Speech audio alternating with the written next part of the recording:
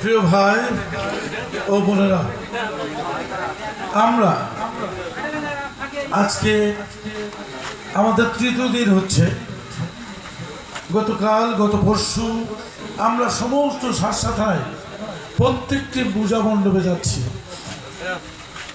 আমরা গতকাল অষ্টমীতেও আপনাদের মাঝে যে আনন্দ এবং আপনারা যে নিজেরা খুশি হয়েছেন আমাদের আগমনে, যেমনটি একটু আগে উত্তম নাকি উত্তম বাবু বললেন, উপস্থিত আমার থানা বিএনপি নেতৃবৃন্দের নাম শুনেছেন, ইউনিয়ন বিএনপির নামও শুনেছেন এবং উপস্থিত আছেন এই পূজা মণ্ডপের সভাপতি সাধারণ সম্পাদক সাহেব নেতৃবৃন্দ এবং উপস্থিত হিন্দু ভাই বোনেরা। আমি প্রথমে শারদীয় এই সার্বজনীন শারদীয় পূজার শুভেচ্ছা আপনাদেরকে দিতে চাই। অনেক খুশি হয়েছি উত্তম বাবুর কথায়, কিন্তু আমার একটি কথা মনে পড়ছে। আমরা 5 তারিখের আগে পরে নয়, বিএনপি নীতিগতভাবে অসাম্প্রদায়িক বাংলাদেশে বিশ্বাস করে। আপনি জানেন আমাদের নেতা জিয়াউর রহমান ছিলেন, তিনি তার যে রাজনীতি, সেই রাজনীতিতে বাংলাদেশি জাতীয়তাবাদ মূল তার রাজনীতি ছিল।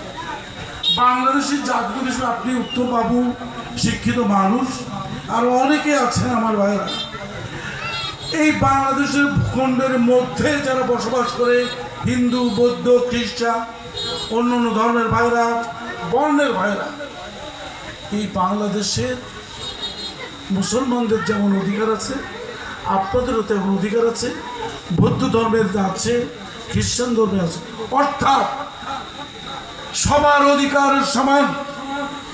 এটি ছিল জিয়াউর রহমানের নীতি। আজকে আপনারা এর আগে বেগম জিয়া 3 বার প্রধানমন্ত্রী ছিলেন।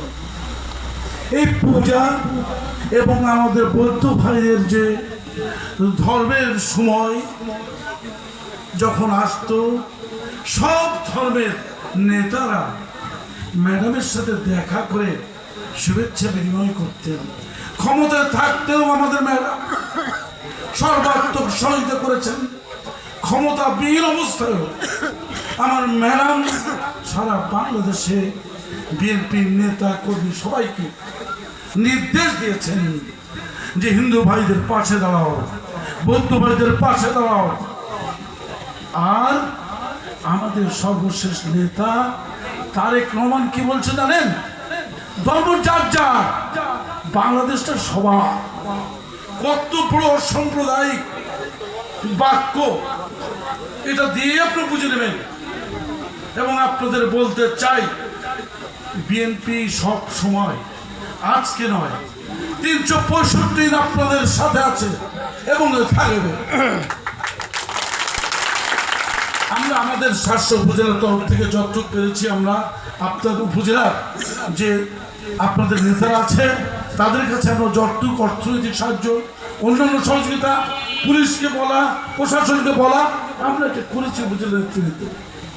কথা বলতে চাইলে আমাদের অনেক দূর যেতে হবে।